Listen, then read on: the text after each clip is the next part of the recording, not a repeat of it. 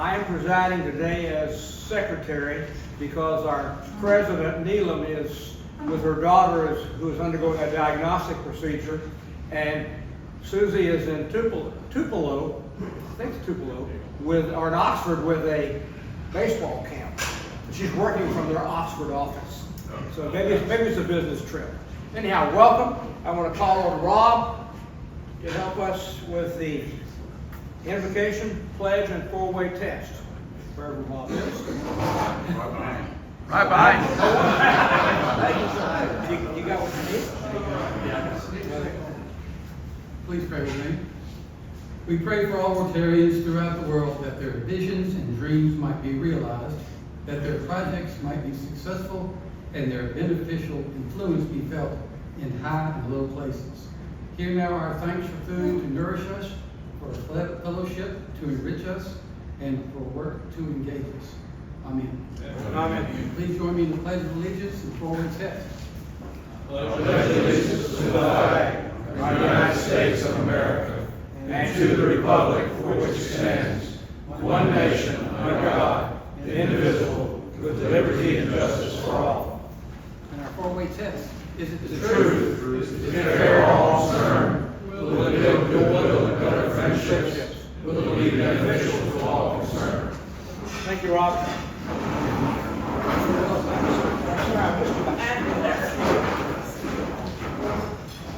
I missed him because it's such a thin thing that he didn't even cast a shadow. So for that I apologize.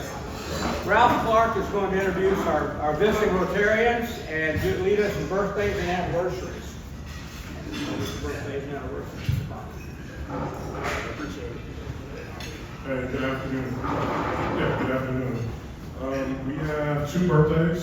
We have Sanjit Sharesta, whose birthday was coming up tomorrow on June 24th.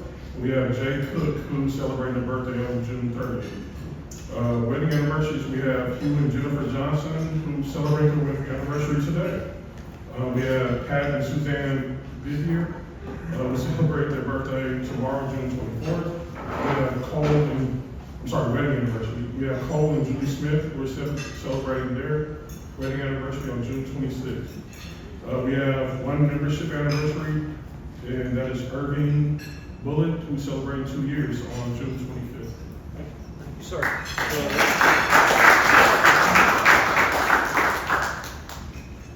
Bill, Yes. our anniversary is June 27th, just so that. Pardon? Our anniversary is June 27th. Glenn and I, June 27th. How did we miss that? I don't know. Irving Bullitt, and it did not print. All right. And so we apologize.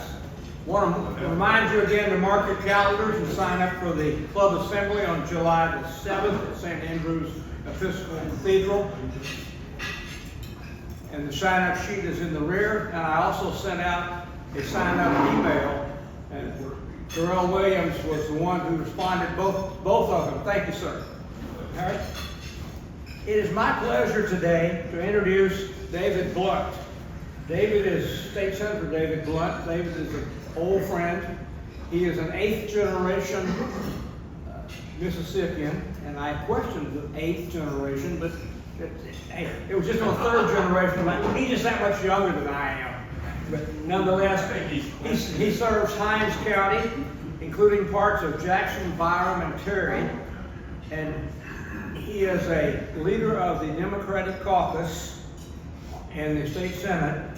And let me read a little bit here. His priority is strengthening public education in Mississippi, and he's vice chairman of the Senate Education Committee. He helped write and pass the Winter Reed Teacher Loan Repayment Program to help new teachers pay off their college loans. He's chairman of the Senate Gaming Committee. He's a longtime member of the Elections Committee, and he's an advocate for increasing voter participation, and he helped pass the campaign reform law. He is the lead author of the Mississippi Armed Services Absentee Voting Act. So please join me. And he's my neighbor, and his wife, Katie, is the retiring head of Mississippi Department of Archives and History. So help me and join me in welcoming David.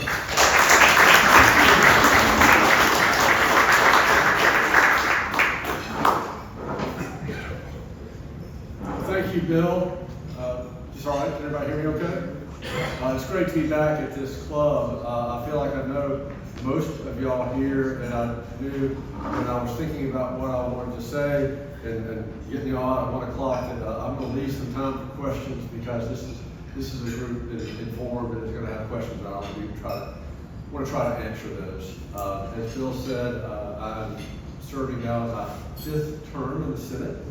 I live down the street, so not far at all from where we are. The district that I represent, and I grew up here in Jackson, starts in the north in the Heatherwood neighborhood, comes down through Fondren to the Bellhaven neighborhood, to downtown, to Battlefield Park, to South Jackson, to virtually all of Byram, all of the Terry area. I was in Terry last night.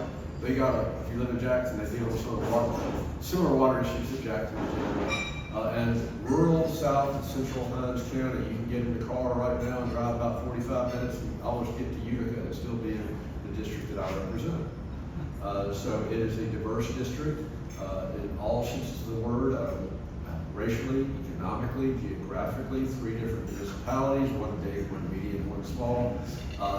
It's a great district to represent because it gives you an idea of sort of the diversity of our state. And that's a good thing.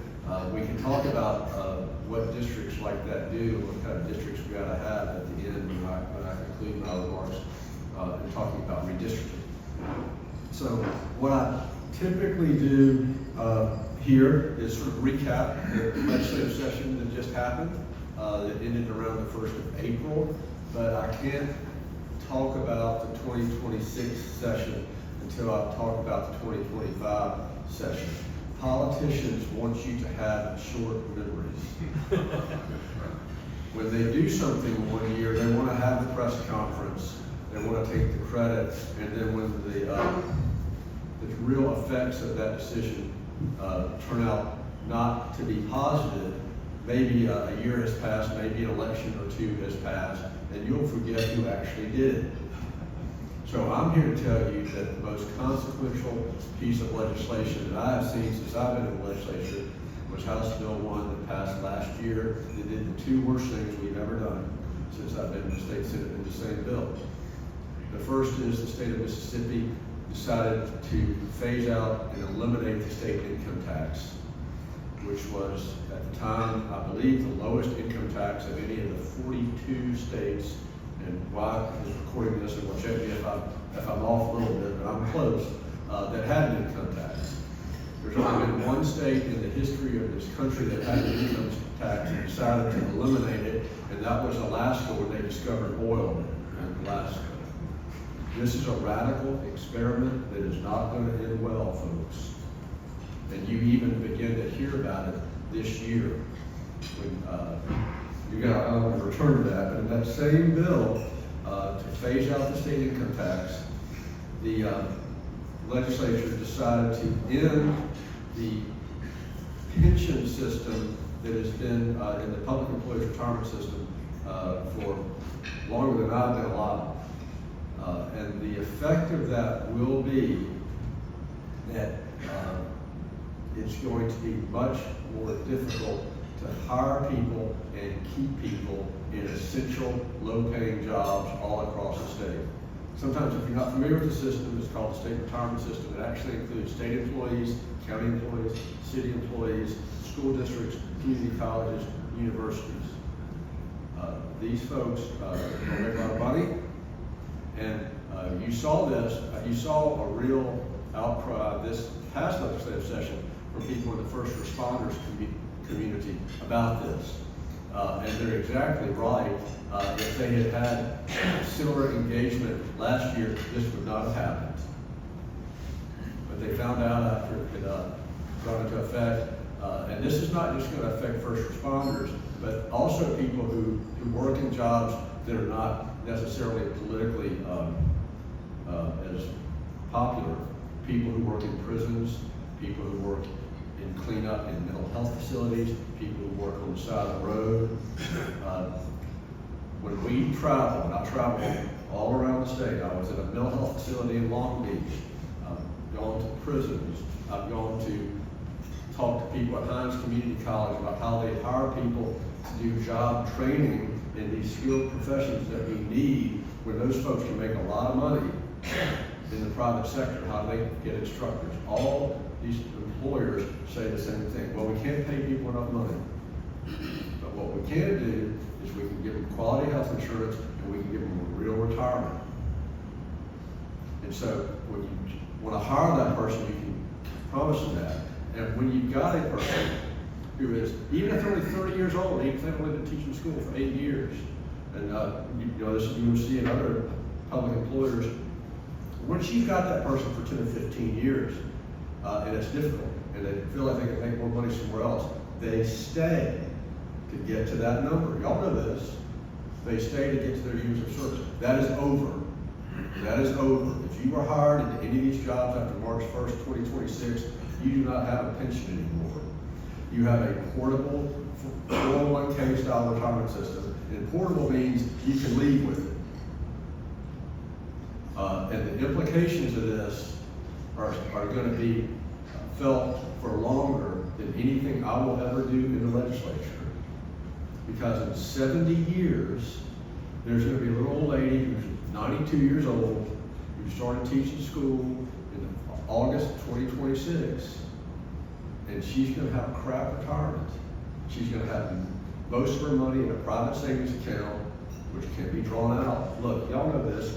How many people, when they leave work, cash out that retirement, pay taxes on it, take the hit? They need a new car, they need to fix their house, their daughter had a health crisis, whatever it is.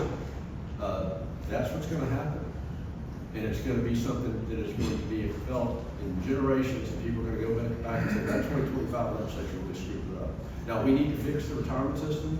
There's a $26 billion unfunded liability. We could have maintained the pension system, lowered the COLA to fit with what is actual inflation, not a guaranteed 3%, and fixed it.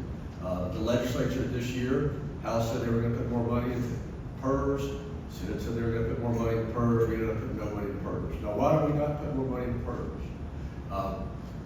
Why did, after the House passed a $5,000 teacher pay raise bill, and the Senate passed a $6,000 teacher pay raise bill, why was the teacher pay raise bill that we finished only $2,000? Well, you know, the budget's tight, you know, money's not coming in, you know, we got to balance the budget. Well, where were you last year when you voted to eliminate the income tax, which is 1/3 of the state budget, more than $2 billion, more than $2 billion. I don't mean to be all gloom and doom, but the projections for expected revenue for the upcoming fiscal year, which starts in 2 weeks, shows a projected decrease for the 4th consecutive year. And revenue going down each of those 4 years. At the same time, obviously, inflation is going up, and the state is going to be facing significant new costs as a result of a big bill that was passed last year in Washington, specifically in Medicaid and in the SNAP program, which we're told could be as much as $140 million. And then the income tax, which I mentioned, is phasing out. So we're going to have an additional $140 million tax cut in the upcoming year that we didn't have this year, as we continue to get the income tax down to 0. All this is going to be really challenging. And I want to begin my remarks the way I did, so that when someone's talking to you after the next election, say, well, gosh, you know, I wish we could, you know, we really want to do that, we wish we could do that, you know, we just only got so much money, you know, we only got so much money. In the last 10 years, Mississippi has voted to eliminate $3 billion of annual revenue from the budget, over 3 tax cuts, totaling more than $3 billion every year. So I don't get to go to those press conferences, and I don't get to get those endorsements, and I don't get to brag about that in my mail. But what I do get to do is call people out when they can't do the things that need to be done because of the choices they made. If we had the same income tax rate that we had when Henry Barber was governor, the budget would be $3 billion a year higher. We can help people with health insurance. We can take care of our buildings.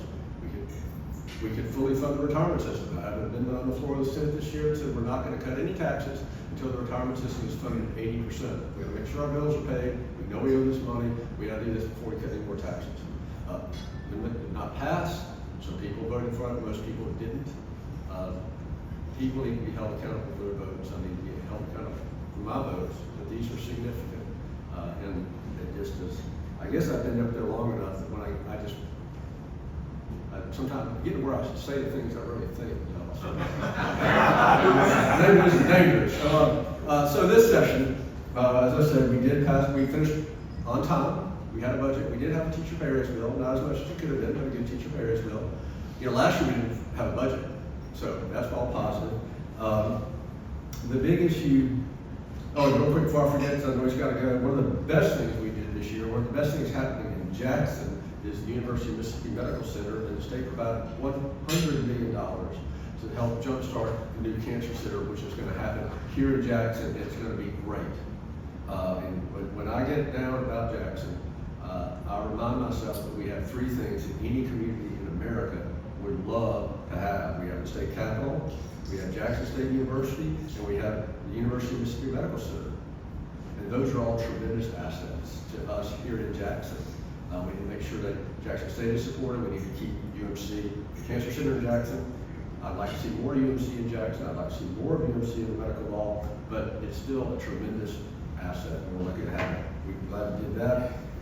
The other big issue going into the session was, of course, school choice, or some people call it school choice. It would essentially take taxpayer money and send it to private schools. That, in my opinion, is a bad idea, and I'm against it. I would just say, first, any school that gets public money should be subject to the same academic requirements and public academic requirements as public schools, and be subject to the same financial oversight and oversight by the state auditor as public schools. And if you're willing to do that, I'm willing to help. But if you're not, there's no accountability for that money. And I just want to think about the math here. There are roughly 50,000 students in Mississippi who are either in private schools, parochial school, or a homeschool. The state of Mississippi spends, I'm rounding here a little bit, $7,000 a year on a student who is in the public schools. So the state's not paying anything for those 50,000 students, but we're paying $7,000 for each of our public school students. What would it cost to pay the tuition, or provide, not the tuition, but to pay $7,000 for 50,000 students? That'd be $350 million. And to my conservative friends, I would say, if you gave every student at a private school, and I'm not being critical of private schools, I'm just talking about taxpayer money here. If you gave every student at the school, the private school where that child attends, a voucher for $7,000, what do you think would happen to tuition at that school? What I think would happen is tuition would go up by $7,000. And it would be no more affordable, and that school would get that money, and they would buy more computers, give their teachers pay raises, because there's no retirement system to keep public school students from leaving if they're newly hired. And I want to emphasize that's only for new hires. They're going to hire more football coaches. They're going to improve the buildings. They're going to do things with that money. It's not going to make that school any more affordable. There's going to be no oversight about making sure that money's being spent in the classroom or any of those other things you hear about. It's a bad idea. It was a top priority for the Speaker of the House. They worked it really, really, really hard, and it passed the House by 2 votes, with a large number of Republicans voting no and 2 Republicans what we call taking a walk. So it passed by 2 votes. It came to the Senate. I'm on the Senate Education Committee. I'm vice chairman of that committee. That committee has 5 Democrats and 10 Republicans. The chairman is a military background, NRA, Republican from Southeast Mississippi. He brought the bill up for a vote, and there were 15 no's and 0 yeses for that bill. And it died in the Senate Education Committee because of one, I know I started off probably being more critical than I should have been, or more negative than I should have been. There is a bipartisan coalition for public education in the Mississippi legislature right now. And when I was first running, that was really not the case. It was much more of a partisan issue. But there are a lot more Republicans now, and there are a lot of pro-public education Republicans in the legislature now. The vote in the Senate Education Committee shows that, because Mississippi is getting national acclaim for what we're doing in public education. When we all go to these conferences, and you've read the editorials in any national publication you can imagine, we are getting acclaim for that because we haven't done some of this foolishness that you see some of these other states doing. When I was elected, there was no state-funded pre-K in the state of Mississippi. We have expanded pre-K. We have given teachers pay raises. We have passed more accountability. You've all heard about third grade reading gate. That was originally a Republican idea. I voted for that. It was a good idea. We're doing things that need to be done, and we're seeing the results that are very positive. What we need to do is do that, and not go off on the latest fad. Like 10 years ago, I talked about charter schools, younger charter schools. Almost every one of them is a DNF and always has been for 10 years. So we need to do what we've been doing, and we need to keep making progress.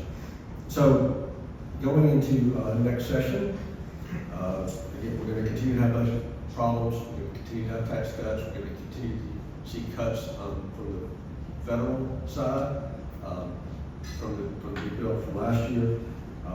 This is all going to be very challenging. And then a few weeks ago, the United States Supreme Court changed what had been the law for close to 60 years under the Voting Rights Act regarding legislative districts, or really every district for any office in America.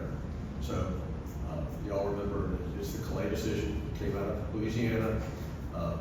There's been a law for drawing congressional districts, state legislative districts, city council districts, board of supervisors districts. Any district, any political district is going to be subject to this new decision. And so what's going to happen in Mississippi, we don't know. The governor had originally called a special session to deal with state Supreme Court districts. That call was rescinded.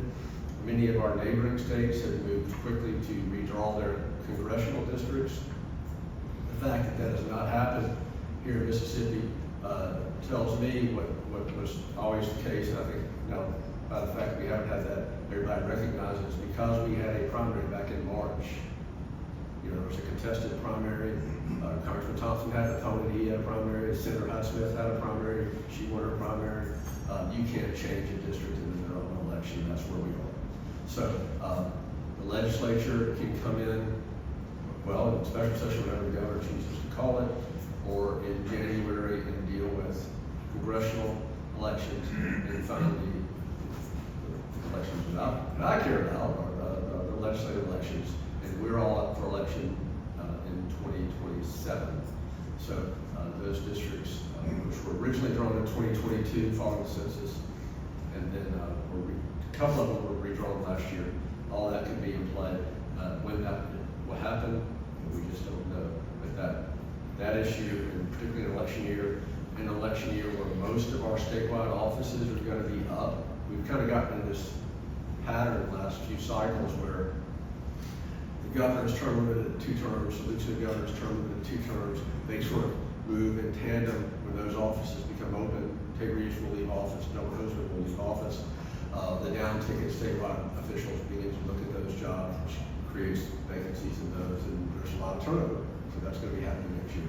So I wanted to leave a little bit of time. I appreciate the opportunity to be with you always. This is a very informed group, I know most of y'all, and I'm running for re-election to the state Senate next year, and a lot of y'all have helped me get to this point, and I'm grateful, and I'm going to try to be re-elected next year. Thank you for having me, and I'm happy to take any questions. Yes, sir. I don't really know how the legislature works. An issue from the last session that didn't get finalized, does it carry over to the new session, or is it considered dead and have to be reintroduced? if it requires a bill, yes, bills die at the end of the session. Now, it's not at all uncommon for a bill to be introduced in multiple years and sometimes to ultimately be passed. So, but everything that was filed in the session last year, when the session ended, all those bills died. And so typically in the fall, I'll get a list of the bills that I filed. And they said, here are your bills, you're gonna file any of these again next year. And a lot of times bills will pass the House, but not the Senate, or the Senate and not the House. But you've got to start over at the beginning of each new session. Well, I have a part. Sure. How is Mississippi landing all these mega budget data centers? How do we go about that?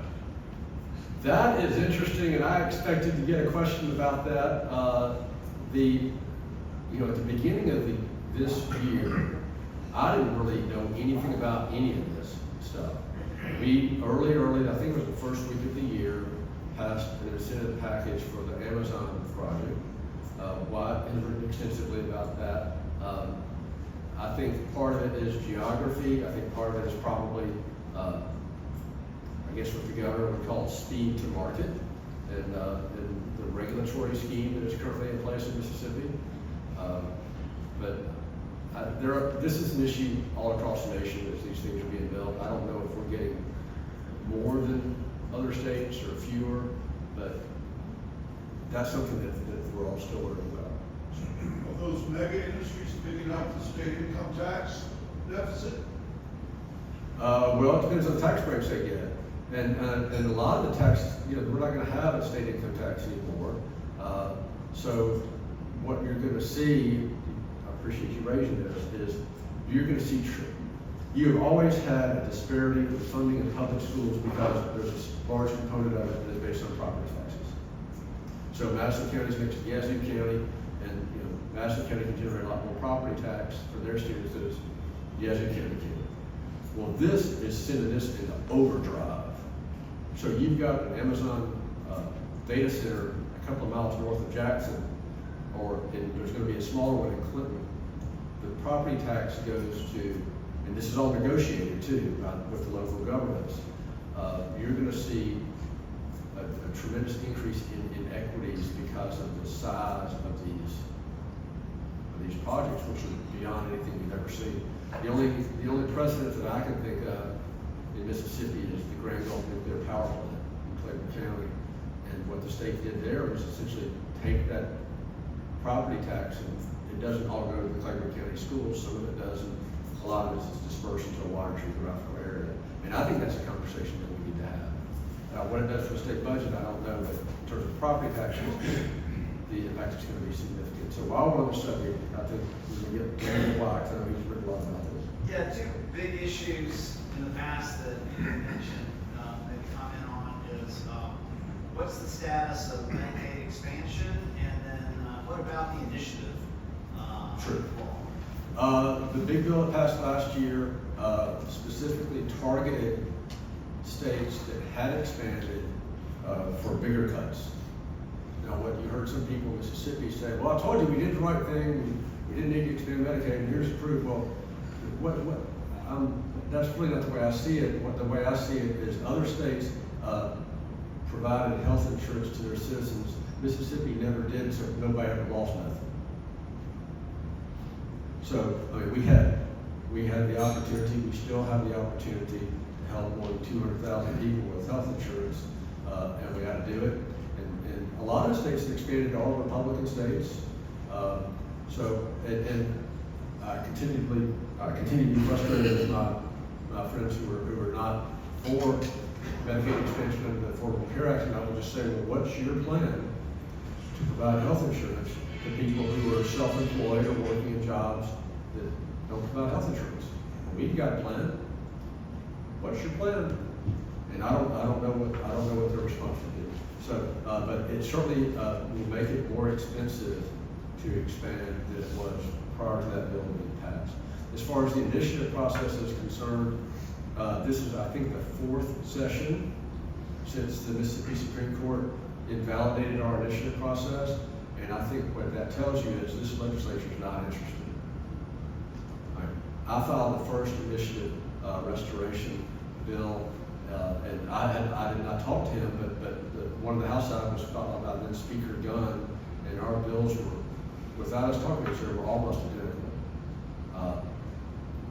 But the point of the initiative process is to do the things that the public wants that the legislature has refused to do. And so the legislature doesn't want to, doesn't. For 4 years, they've had the opportunity to pass. I say that, I'm up there too, but the majority has had the opportunity to do that, and it's chosen not to do it. So I'm pretty cynical about it. I think people ought to have that right. There is the argument that is made that, oh, they'll do all kinds of crazy things, and we don't know, they'll put all these things on the ballot. We had an initiative process for 30 years. We had it for 30 years. People passed some things, people voted no on some things. And it was not crazy. It was a responsible process. It should be a statutory process, in my opinion, not a constitutional process. And I'm going to still file that bill again. But I think that the legislature likes being the last word and stuff. Yes, sir. Talking a while ago about the retirement system. Yes. What would happen if we paid competitive wages for the jobs that people have in the state of Mississippi, so they could have enough money to afford to put their own money in the retirement system, and we get a better rate of employee for the state? I'm just curious why we have to give somebody a huge retirement package in order to pay them $20,000 less a year cheaper. Because that's the situation my daughter's in. She can go out in the private sector and make $25,000 a year more than she does working for Mississippi State, but she likes working there. So why are we doing that? Why don't we just pay people a competitive wage? Hey, we did, I will say, we passed a pay raise for professors and faculty at IHL this year, so she's a faculty member at IHL. Mississippi State's going to get rid. But those, at the state level, those wages are paid with the state budget. And increasing salaries for people who are paid out of state budget requires more money in the state budget. Now, what the state could have done for less than $100 million a year, which is less than the amount of the new tax cut that's going on the books next year, is gone to cities and counties and paid the increase for them. It really hurts your small towns and your cities and your counties, because they're paying right now about 19% of an employee's salary on top of their salary to pay their contribution to the system. So it is expensive to hire people. If you're paying somebody, when you're talking about their salary, you're also talking about their fringe. So you're paying their insurance, but you're also having to pay roughly 19% of that salary on top of that as the employer portion of his or her retirement. And I would say that every single person in the system has 9% of their paycheck taken out every month. Don't have a choice about it. 9% of that paycheck out of their end is going to pay their portion of their retirement. But raising salaries just require more money. So, Mr. Crawford. Point of clarification, first of all, I know the fifth tier and first, there is still a defined benefit plan. It's just less rewarding than the current plan, blended with the defined contribution. Not to get too far in the weeds, but it's what it's called a hybrid plan. So, as I just said, an employee pays 9% of his or her salary into retirement. Under the new proposal, which affects people hired after March 1st of 2026, it does not affect people who were hired before that. So I have people call me scared to death. Do I need to take my money out? No, don't take your money out. But of that 9%, 5% goes to basically a 401k style system that you manage with no match, that is portable, so that you can live. If you're teaching at the public school, you realize, well, I can stay here for 25 years, but I'm not going to get a little pension. They'll pay me $5,000 more a year if I go to a private school. I can roll that over of that, and I choose those investments. And that's, when I retire, there'll be a pot of money there, and will, I have to manage that money for the rest of my life. And, There is still. but then I'm gonna get to the second. So that's on 5%. And what I think will happen with that with that 5% is, again, when people retire, a lot of people take that money out, or you're gonna see a growth industry of people saying, Ms. Jones, she's retired from teaching school for 25 to 30 years, you know, I can get you a real good return if you'll move your money over to me. I'm scared to death of that. And then there's 4% of that 9%, which is a defined benefit plan with no COLA. So if that's giving you $10,000 a year when you retire, in 30 years, it's gonna be giving you $10,000 a year. So that's a defined benefit component. Legislature may add a COLA if they want to. Yeah, good luck with that. All right, David, thank you. Okay, thank you.